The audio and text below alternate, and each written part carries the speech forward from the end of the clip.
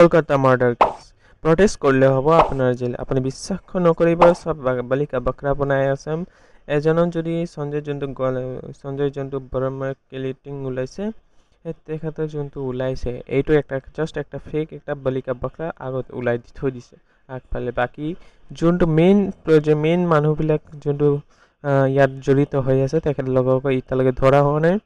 আৰু তেখেতলোকক এতিয়া কোনো একশ্যন ধৰা হোৱা নাই আৰু সুপ্ৰিম কোৰ্টৰ এইটো অৰ্ডাৰ দিছে যিহেতু অৰ্ডাৰটো দিছে যে কি কোনো ধৰণৰ প্ৰটেষ্ট নহ'ব কলকাতা আৰজিকাৰ মেডিকেল কলেজ হস্পিটেলত কোনো ধৰণৰ নহ'ব আৰু এইটো যদি আমি চাব যাওঁ আগন্তুক কালত আগত যোনটো যোৱা কিছুমান বছৰত আগত ইয়াত যদি অৰ্গান ডনেটছ হয় যদি অৰ্গানছ ইলিগেলি হয় ছেক্স আগৰ পৰা হৈ ৰাখিছে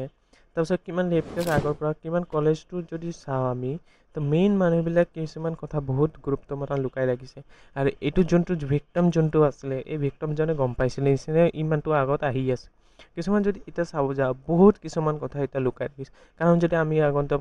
আৰু 5 বছৰ ধৰি চাওঁ এই কেছটো যদি ভাইৰেল হৈ পৰিছে কাৰণ 31,000 ইণ্ডিয়াত যদি ৰেপ কেছ হ'ব পাৰে তো এইটো খালি কিয় ভাইৰেল হৈছে এটা জানিব লগা নহয় নেকি জানো তো এইবিলাক যদি আমি চাওঁ তো কি হ'ব আমি আগত গম পাম আৰু এই যদি চেনেলত নতুন আছে ছাবস্ক্ৰাইব কৰি ল'ব আৰু বহুতকে ভালকে পুৰণিকৈ গম পাম আৰু যদি এইটো হয় তো ইয়াত এতিয়া ন্যায় কিয় দিয়া নাই প্ৰটেষ্ট কৰিব কিয় মানিছে আৰু মমতা বেনাৰ্জী কিয় চবেই ডিক্টেটৰশ্বিপ কৰি আছে আগন্তুক কালৰ ভিডিঅ'ত গম পাই আছোঁ